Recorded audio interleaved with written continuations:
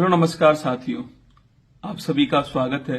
अभी अभी ministry of education ने गाइडलाइन जारी की है कोचिंग्स के लिए, जो कोचिंग के लिए महत्वपूर्ण है और जो आप बच्चे तैयारी कर रहे हो उनके लिए महत्वपूर्ण है।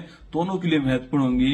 कोचिंग क्या नहीं कर सकता, स्टूडेंट्स के लिए क्या हिदायत दी गई है और क्या जुर्माना रहने वाला है, इसके अलावा क्यों ये गाइडलाइन जारी हुई है, उसके बारे में बातचीत करने वाले हैं। सबसे पहली बात, सबसे महत्वपूर्ण है कि कोचिंग 16 वर्ष से कम उम्र के बच्चे को एडमिशन नहीं देगा। कोई भी कंडीशन हो, उसका एनरोलमेंट 16 वर्ष से कम उम्र में नहीं होना चाहिए। भर्ती जो सुसाइड के मामले देखिए, आप कोटा के अंदर देखिए, उस कारण कोचिंग को 16 वर्ष से कम के बच्चे को एडमिशन देने के लिए मना किया गवर्नमेंट ने कि एक स्थिति हो, एक कंडीशन उसकी ऐसी हो कि 16 वर्ष की एज उसने पूरी की हो, उसके बाद भी एडमिशन ले सकता है, उससे पहले एडमिशन नहीं लेगा। पहला पॉइंट।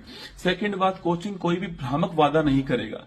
विज्ञापन के अंदर कोई भी ऐसा मैनिपुलेशन करने वाला वादा नहीं करेगा। अपनी क्वालिटी को लेकर के और अपनी सुविधाओं को लेकर के कोई भ्रामक बात नहीं करेगा। जो उसके अंदर खासियत है वो वही बताएगा, उसके अलावा कोई भ्रामक वादा नहीं करेगा। बच्चों को मैनिपुलेट करने का काम नहीं करेगा। सेकंड इसके अंदर कहा गया है। थर्ड जो महत्वपूर्ण बात है, कोई गारंटी कोचिंग नहीं देगा। ना सिलेक्शन की गारंटी देने वाला कोचिंग, ना ही कितने अंक दिलवा देगा वो गारंटी देगा, और ना ही वो पास करा देगा इसकी गारंटी देने वाला है। कोचिंग पढ़ाएगा बस, केवल गारंटी नहीं देगा। कोचिंग साफ साफ लिखा हुआ है, जैसे होते हैं ना गारंटी बैच होते हैं, तो गारंटी कोचिंग नहीं देगा, ये साफ साफ लिख कर दिया हुआ है। इसके अलावा कोचिंग कदाचार भी नहीं करेगा बच्चों के साथ में, ये भी साफ साफ लिखा है, कदाचार भी नहीं होना चाहिए। इसके अलावा कोचिंग में जो टीचर्स होंगे उनकी मिनिमम क्वालिफिकेशन जो है ग्रेजुएशन होने वाली है।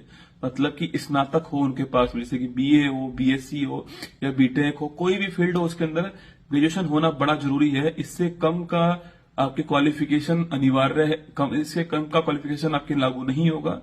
इससे कम नहीं होनी चाहिए क्वालिफिकेशन, ऐसा कहा गया है। तो टीचर्स के लिए मिनिमम क्वालिफिकेशन कोचिंग के अंदर, ट्यूटर्स के लिए लिखा है, बाकायदा ट्यूटर्स भी लिखा है ना। मिनिमम क्वालिफिकेशन कोचिंग के लिए कितनी चाहिए, वो टीचर्स के लिए ग्रेजुएशन चाहिए, स्नातक चाहिए, ये भी लिखकर दिया गया है। इसके अलावा कोचिंग किसी भी अपराध में दोषी पाए गए टीचर्स को नहीं रखेगा। अपराध में दोषी ठहराए गए टीचर्स को कोचिंग नहीं रख सकता, ऐसा भी लिखकर दिया गया है। इसके अलावा टीचर की क्या योग्यता है, उसने सिलेबस में क्या क्या पढ़ाने वाला है, वो कितने टाइम पीरियड में पढ़ाने वाला है, और क्या उस कोचिंग की फीस रहेगी, ये सारी बातें वेबसाइट पर अपलोड करनी पड़ेंगी कोचिंग को। टीचर्स क्या है, क्या क्वालिफिकेशन है उनकी, इसके अलावा कौन सा सिलेबस वो पढ़ाने वाले हैं, कितने टाइम में पढ़ाने वाले हैं, ये सारी बातें कोचिंग को वेबसाइट के ऊपर रखनी पड़ेंगी। इसके अलावा मेंटल हेल्थ, बहुत बल दिया है इसके अंदर। मेंटल हेल्थ के अंदर जो है, कि जो मेंटल हेल्थ है उस पर कार्य करना पड़ेगा कोचिंग को। इसके अलावा इसके लिए साइकोलॉजिस्ट होने चाहिए। बिना साइकोलॉजिस्ट के अपॉइंटमेंट के किसी भी बैच में एडमिशन नहीं होगा, साइकोलॉजिस्ट रखने ही पड़ेंगे। इसके अलावा मेडिटेशंस है, योगा है, मतलब मेंटल हेल्थ को स्ट्रॉन्ग कैसे करे बच्चों की, उस पर कोचिंग को भी ध्यान देना होगा। क्योंकि कोचिंग, बच्चा अधिकांश टाइम अपना कोचिंग के अंदर ही स्पेंड करता है, तो मेंटल हेल्थ एक बड़ा इशू है। जो कि तो आप देख रहे होंगे सुसाइड जो हो रही है आपके, वो सारा मेंटल हेल्थ कोच उसके पीछे जो है, मतलब वो कंडीशन आना बच्चे की जिसमें बच्चा अपनी जिंदगी को छोड़ने के लिए इच्छुक होता है, वो मेंटल हेल्थ का कारण होता है। तो मेंटल हेल्थ बच्चों की इतनी ना बिगड़ पाए, वो सही रहे, उसके लिए एक अच्छा इंसान बनाया जाए बच्चों को, उस पर भी बल देना पड़ेगा। इसके अलावा ये सब कार्य जो किए गए, अगर ये सब कार्य कोचिंग ने नहीं किए, और भी बहुत सारी गाइडलाइन जारी हुई हैं, अगर ये सारे कोचिंग ने नहीं किए तो उनके ऊपर 1 लाख रुपए का जुर्माना, पेनल्टी लग सकता है। इसके अलावा पंजीकरण भी रद्द हो सकता है, ऐसा साफ साफ लिख कर दिया है। आप सोच रहे होंगे कि एकदम से क्या हुआ शिक्षा मंत्रालय को कि उन्होंने ये गाइडलाइन जारी की है। पहला बिंदु, बढ़ती हुई आत्महत्या जो है वो उसका कारण बन चुका है आपके। आप कोटा देख लीजिए, मतलब कि जो छोटे छोटे बच्चे होते हैं वो सुसाइड कर रहे हैं वहां पर, इतना उनके ऊपर बर्डन होता है वहां पढ़ाई का, तो वो ही बड़ा कारण हो रहा है। तो बढ़ती ही आत्महत्या। सेकंड, बढ़ती हुई आग की घटनाएं, दिल्ली देखिए अभी कुछ दिनों पहले ही घटना है।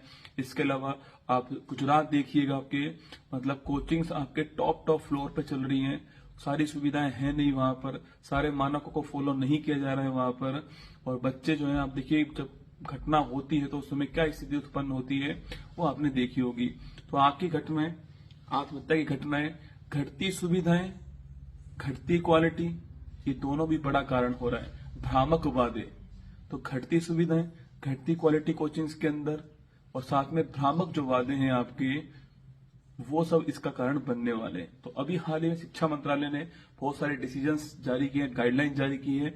आपको कैसी लगी गाइडलाइंस बताइएगा मुझे, और सभी को पहुंचाइएगा गाइडलाइंस को।